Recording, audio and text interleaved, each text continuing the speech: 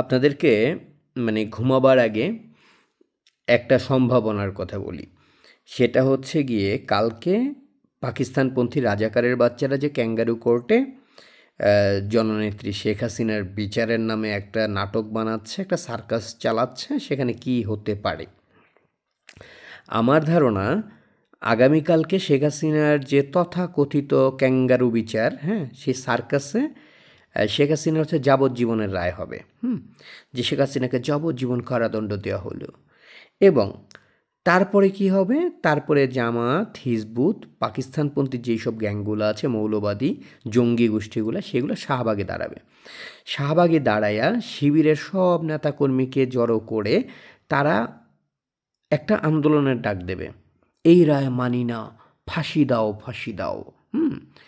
তো এটা করবে এবং তারপরে গিয়ে আদালত 2-4 দিন 5 দিন পরে গিয়ে মনে করেন শেখ হাসিনার ফাঁসির রায় দেবে। এটা তারা কেন করবে?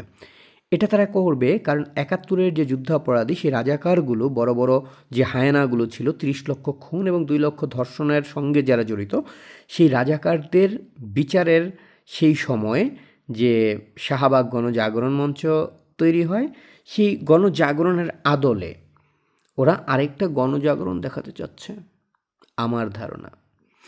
আগামীকালকে যেটা হচ্ছে কাদের মোল্লা, সেই কসাই কাদেরের ক্ষেত্রে যেটা হয়েছিল, ওরা ওই নাটকটার পুনরাবৃত্তি করবার একটা পরিকল্পনা করতে পারে।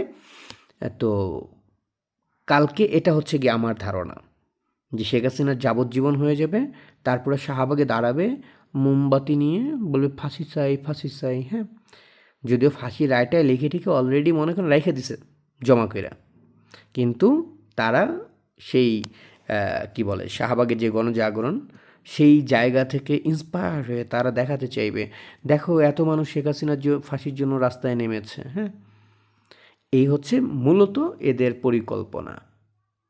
চলেন কালকে মিলাইয়া দেখা যাক রাজাকারের বাচ্চাদের নাটক মিলে কিনা। ধন্যবাদ সবাইকে।